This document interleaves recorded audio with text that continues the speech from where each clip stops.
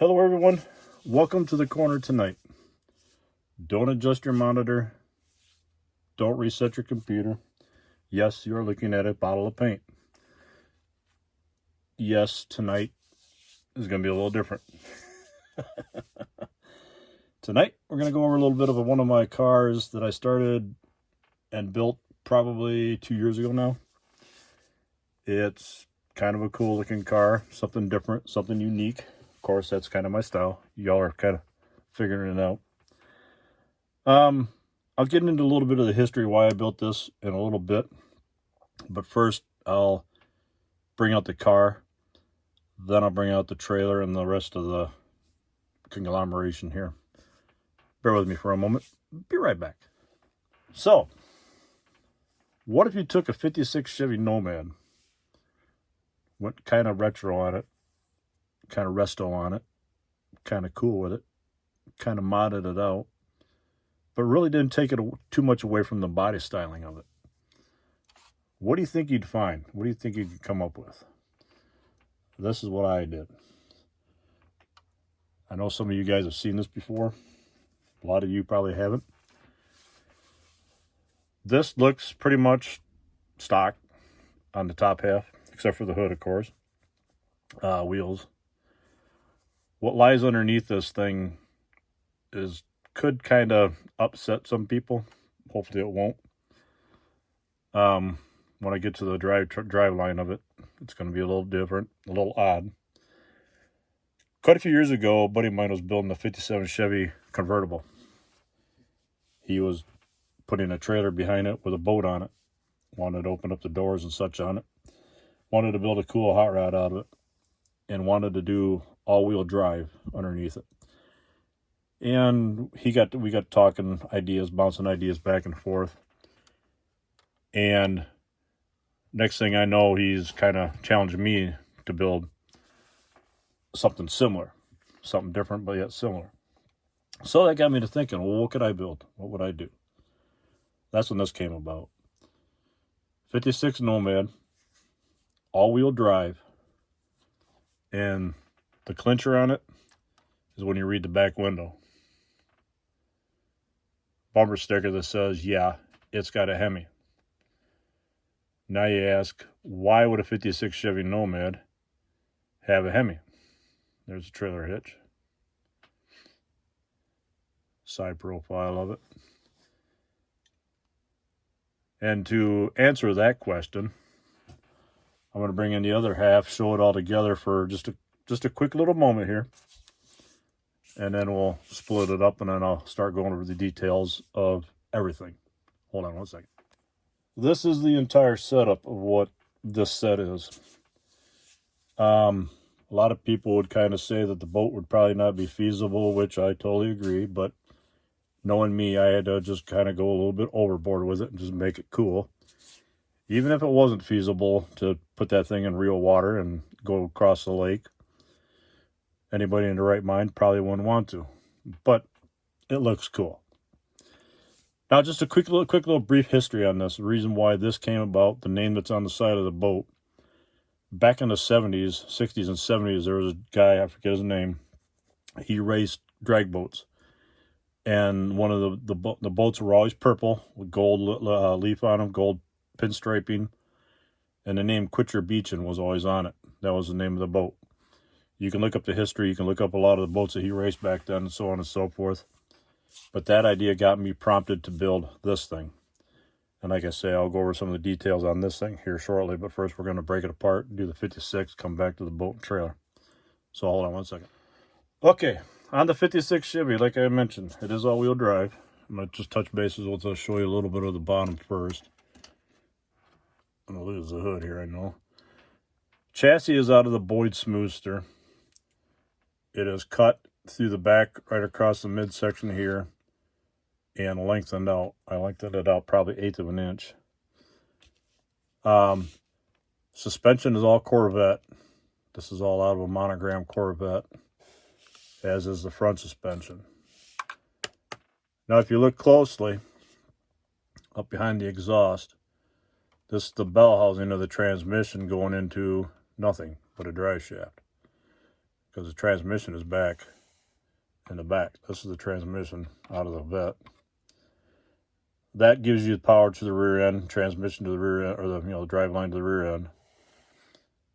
Coming out the bell housing into a final drive out here, drive shaft coming forward into the transmission in and out box, whatever you want to call it, differential here. And that gives you power to the front axle, making it a front wheel drive car. The tires and wheels, these are the tires and wheels are Pegasus wheels and tires, or wheels, outer hoops. The Halibrands on the inside are out of the Rat Roadster, I think the Revell kit. But that's the underside, and then I'll kind of pop it apart here and show you the top half. Of course, you got to have an intake system that's just crazy. Got to match the boat. The engine is a Hemi out of the Predicted kit. The base part of the engine is.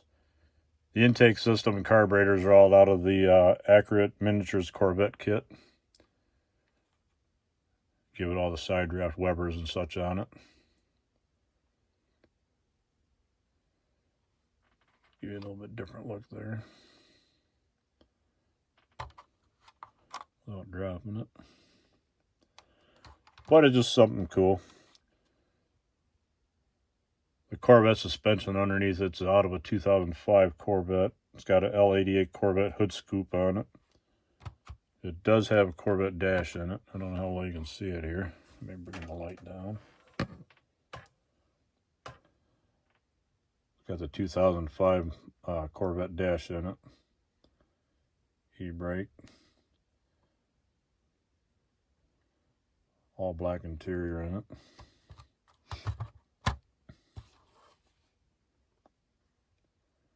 A little bit better, not quite. Kind of hard to get the right camera angle there sometimes. But that's the 56 end of things. And that's the hood. Got the L88 Corvette hood on it. Underside, like I say, you can always kind of see where I've cut and made the cuts and the provisions to modify and mount whatever into it. That's the power pulling side of things, if you will. I'll switch it out here. Really quick, the trailer. The entire framework of this trailer is all evergreen plastic. The only thing that I used out of a kit are the axles, or the tires and wheels, the fenders, the springs, and then the axles that go across. Everything else is scratch built except for the trailer jack. Trailer jack, I forget what kit I pulled that out of, but the foot that's underneath it, the sand pad, that's a piece of sheet evergreen. But everything that you see on here, it's the taillights too. But everything on here is all scratch built. A buddy of mine down at Butcher's one day, he saw what I was doing, and he had this foam pad that had like an adhesive on the back. He says, I got the perfect thing for your runners on there. So he cut a couple strips and handed them to me. This is actual felt. That way it kind of protects the bottom of the boat too and whatever else. But just like you'd see on a real boat trailer.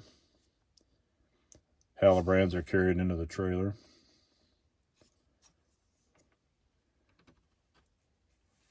Back on it. These are just pieces of flat evergreen plastic cut and just a couple little, tail light bulbs or lenses glued to it. Challenger trailer's got the decal on there. The boat winch on the front. Bits and pieces of that are kit. The crank handle are kit, off of a kit. I want to say the winch portion of it is too, maybe. Yeah, I think it is. The whole winch is out of a kit too. I forget what it is. But that's the trailer. I'm not going to pause the video this time. We're going to get in the boat here. This is kind of the business end of things. Drag boat, I want to say it's got different portions of it in here. The main hull, the upper deck is all off the AMT kit. Got fire extinguishers and nitrous bottles, whatever, down inside the bay there. It's built to where this side of the hull down through here, all of this would be fuel tank on both sides. Here's your petcocks for your fuel tanks. I figure with all the weight coming forward up into the fuselage of the boat with fuel would help kind of balance it out, but that's a lot of weight in the back. It's got twin Arias Hemis in it out of the Meister Brau Point tractor, all fully wired and plumbed. The laces out of the 41 Willys pickup drag kit. Bit on the nose there too. Now the interior portion of this, the dashboard, some of you are probably going to pick out and recognize right away. It's a dashboard out of a 59 El Camino. Twin tacks on it, steering wheel. The seat, I forget if that might have came out of the boat. These are the throttles, the thrusters for the engines. You got the throttles on the two twin sticks on top of the throttle, and then the outside switches are your reversers, or whatever you want to call them. The white piece that they sit on is just a chunk of an oil pan flipped upside down, stuck down in there just to give it a completed look for the interior. This is the back, the deeper sump of the oil pan with the runners up here. The front of it's cut off. Intake pods to kind of vent out the inside of the hull. Back to the engines. This is, like I say, the twin Arias Hemis on it. Drop that down. Like I say, they are fully plumbed, fully wired. Magnetos on them. MSD decals on them. The windshield, I forget where that came out of. Not sure where that came out of. That's a 59 Elco shield or not, just without the frame. Hoop on the front, the hook to the toe, the ratchet, winch, whatever you want to call it. Fuel lines, fuel logs, everything's, like I said, everything's plumbed fuel-wise. All the lines come down through into the intake runners, and you got all the fuel lines coming into the injector head up on top. Just like you would on a nitro car. There are headers down in there. The headers headers are off of like the Dukes of Hazzard Charger. There you can kind of see the silver down in between there where you can see the headers just a little bit. Oh, and drop. Try to give you some different angles on them here just so you can see what's what. Now back to the business end of the boat. The final drives, these are actual transmission or bell housings and in and out boxes off of a monogram funny car. The reversers are pieces of Bic pen, cut it and sliced it, and then pieces of evergreen plastic for the parts to hold it up.